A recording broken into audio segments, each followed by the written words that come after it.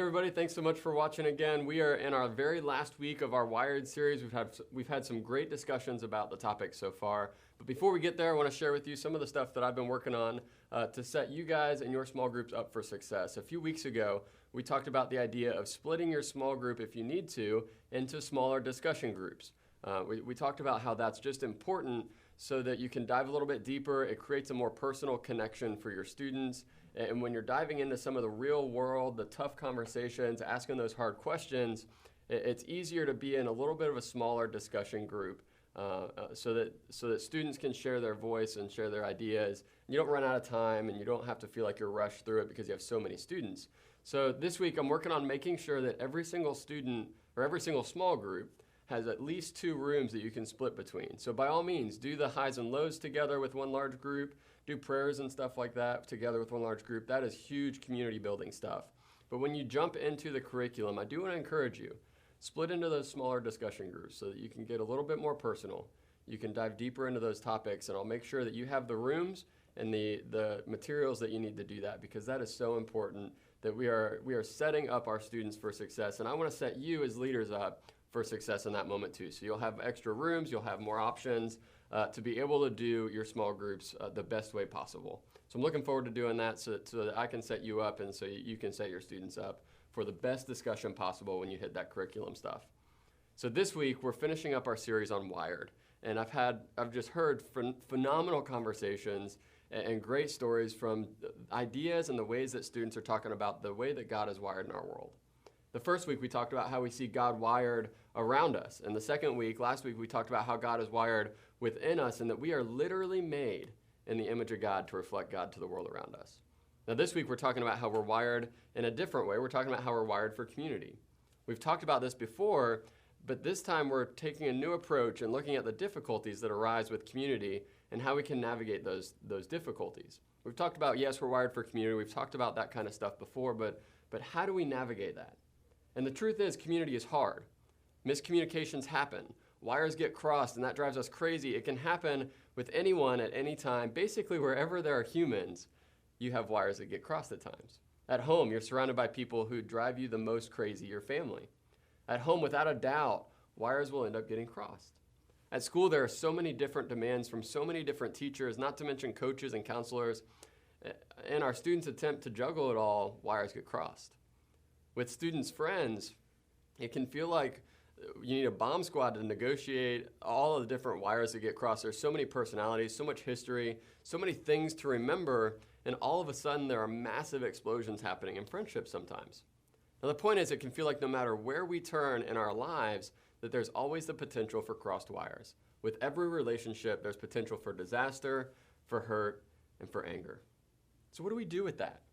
The odds seem stacked against us and the things going well, don't they? I mean, so what's the point of relationships if they're just going to end up in confusion or conflict? We're pretty much guaranteed that there are going to be misunderstandings and miscommunications, and that's a tension, right? I mean, that's something we deal with.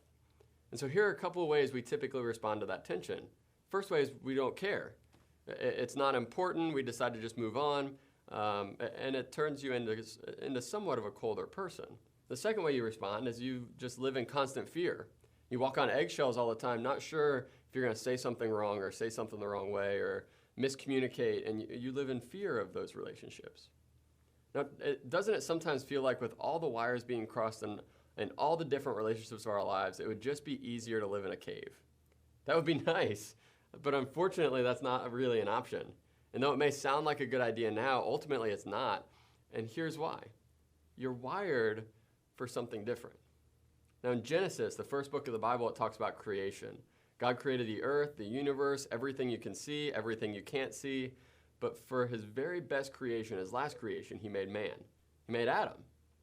But we're told that after a while, this paradise wasn't exactly paradise to Adam because he was lonely. In Genesis chapter 2:18, it says, "For it is not good for man to be alone. God saw that Adam was lonely, and God said it's not good. So God made Eve." God wasn't saying Adam needed a wife. God was saying Adam needed company, conversation, community. So yes, we certainly do have moments where living on a deserted island would be nice. I get it, I've been there.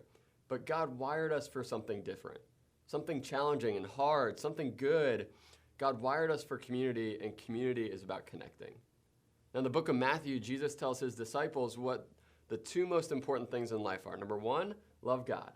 And number two, love people. And he said it this way: love the Lord your God with all your heart, with all your soul, with all your mind. This is the first and greatest commandment. And the second is like it: love your neighbor as yourself. All the law and the prophets hang on these two commandments. That is so huge. Everything that Jesus teaches, everything that the prophets teaches, hangs on those two commandments. You see, God made us for community. And it's clear when we read the story of Adam and Eve that being in community is important, but Jesus takes it one step further. Jesus says, don't just be in community, but love your community. Because here's the deal: loving God and loving people are always connected.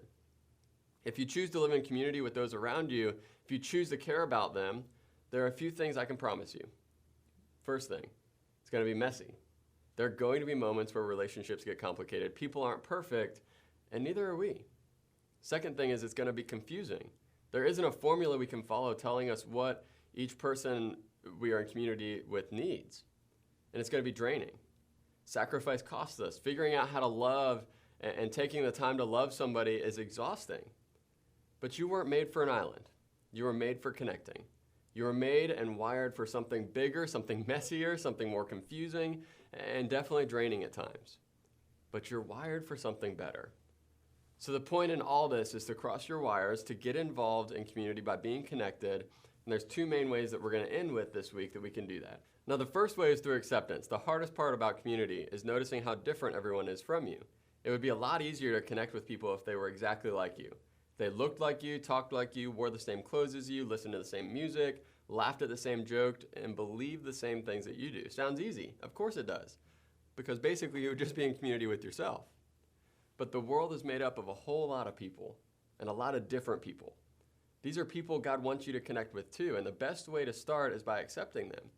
By not seeing their differences as walls to keep you apart, but as unique parts of them you can appreciate to see God's individuality in. Accepting people different from you is a way to appreciate and love God and love others too. And the next way to connect with someone is to serve them. Once we have accepted someone, we can work on serving them. Serving someone starts with just being in tune with what they have going on in their lives. It means paying attention to the things that aren't right, that they might need help with, or looking for opportunities to be a friend who simply listens. Serving begins with caring. And that's where the magic happens. That's when we know we're fulfilling the greatest commandment, to love God and love people. When we accept and love others to the point where it changes us. That's how we know we're making a difference. Because when we accept others and when we love God and when we love people, we'll notice the life change happening in us. And so that's my challenge this week, is we're talking about that we are wired for connectivity and that God wired us that way on purpose. And so as this week, as we're looking at our wired wall, it's filling up quick, and we've got all these slips of paper that students can fill out different ways that they notice God wired in the world around them. And so we've got papers from I notice God in the world around me. We've got papers for I notice God inside me so that I can reflect God. And this week, we're going to challenge you in your small groups. Take a stack of these papers and challenge students to find ways that they notice God wired in their friendships and in their community. We're going to add that to the wired wall, and we'll just see that grow and grow from the very beginning. So I'm really looking forward to that. Thank you guys so much for everything that you do. Have a great rest of the week. We'll see you at 4:45 for our leader meeting here on the Annona campus. And if you're out on the 360 campus, Omar will take some time with you to pray, celebrate some wins, and dive into ministry together. You guys are awesome. Have a great week. Bye.